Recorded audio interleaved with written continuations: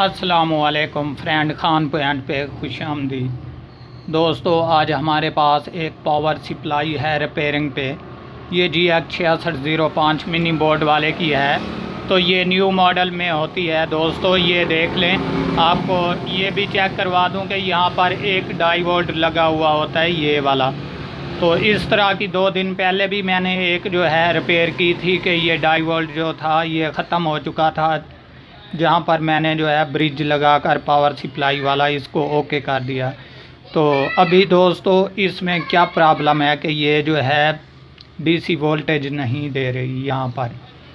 तो इसमें क्या प्रॉब्लम है दोस्तों, बजाय वक्त ज़ाया करने के आपको कन्फर्म बताता चलूँ। ये देख लें, यहाँ पर ट्रांसफार्मर वाली जगह पर ये जलकर ब्लैक हो चुकी है, ये वाली जगह। तो ये किस लिए जलकर ब्लैक हुई है दोस्तों, ये भी मैं आपको कन्फर्म बता दूं। ये देख लें, यहाँ पर डायोड लगे हुए हैं SMD वाले, 2 होते हैं। तो यहाँ पर जो है एक जो है ये हमारा ओके है, दूसरा जो है शायद यहाँ पर शॉर्ट था या कनेक्शन आउट था, जिसकी वजह से ये जो स्पार्किंग करता रहा और यहाँ पर ब्लैक हो गया, जो कि मैं पिक्चर के ज़रिए भी आपको चेक करवा दूँ। ये देख लें दोस्तों, ये बिल्कुल यहाँ पर जो है गर्म होकर ये आउट हो चुका और ये गिर चुका है यहाँ पर, जिसकी वजह से ये जो है पावर सप्लाई ऑन नहीं। तो दोस्तों अभी क्या करेंगे यहाँ पर कि अगर कोई सादा सा डायोड लगा देंगे तब भी ये काम जो है चल जाएगा। ओल्ड पावर सप्लाई में जो यहाँ पर DC 2 बड़े बड़े डायोड होते हैं, एक तो फुल ये वाला बड़ा, इसके अलावा 2 और होते हैं, यहाँ पर भी होता है, यहाँ पर भी। अगर वो लगा देंगे यहाँ पर तब भी ये ओके और क्लियर हो जाएगा।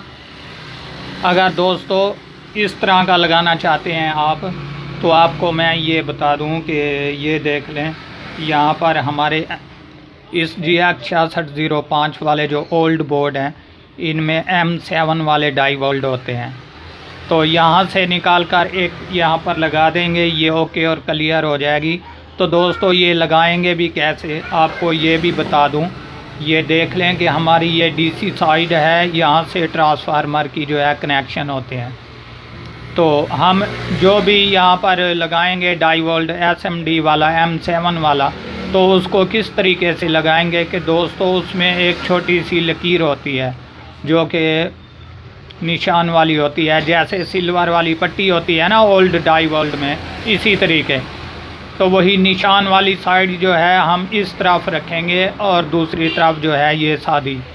तो अभी दोस्तों मैं यहाँ से निकालता हूँ, निकाल कर यहाँ पे लगाता हूँ।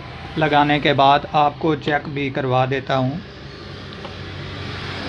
तो दोस्तों अभी ये देख लें, मैं M7 वाला जो है यहाँ से एक डायोड निकाल रहा हूँ, जिसको वहाँ पर लगाएंगे और ओके और क्लियर करके दिखाएंगे।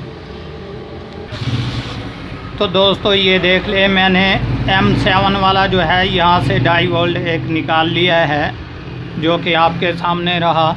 अभी इसको यहाँ पर सिलेक्ट करेंगे और सिलेक्ट करने के बाद ये मैं आपको कन्फर्म बताता चलूँ कि इसका जो निशान वाला हिस्सा है, 2 लकीरें लगी हुई हैं, वो हमने DC साइड पे करनी है, ताकि हमारे वोल्टेज जो है यहाँ से ट्रांसफार्मर से आते हुए आगे की तरफ क्रॉस करेंगे।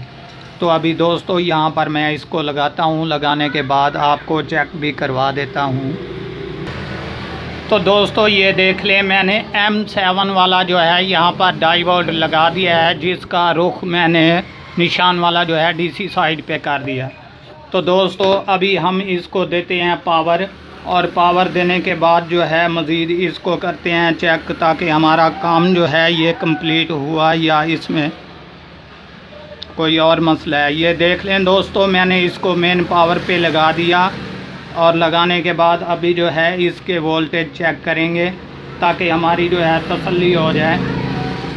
तो दोस्तों अभी ये देख लें, मैं मीटर भी आपके सामने रख रहा हूँ, और इसके बाद जो है अभी हम इसके वोल्टेज चेक करेंगे। तो दोस्तों ये देख लें, इसके 5 वोल्ट हमारे क्लियर और कंप्लीट हो चुके हैं, ना ही कोई ब्लैंकिंग ना ही कोई मसला। तो इसके बाद रहा ये 14-15 वाला, ये भी तकरीबन ठीक है, 12-13। और इसके बाद ये 18-20 वाला ये भी हमारा ओके और क्लियर हो चुका है दोस्तों। बस मसला यही था कि इसका जो है छोटा सा ये वाला डाई वोल्ट जो था आउट हो चुका था, जिसकी वजह से ये जो है पावर सप्लाई ऑफ हो गई थी। तो दोस्तों हमने लगाकर इसको कंप्लीट कर दिया। अगर ये वीडियो पसंद आए तो हमारे चैनल को ज़रूर सब्सक्राइब कीजिएगा और देखना ना भूलिएगा हमारे यूट्यूब चैनल खान पॉइंट।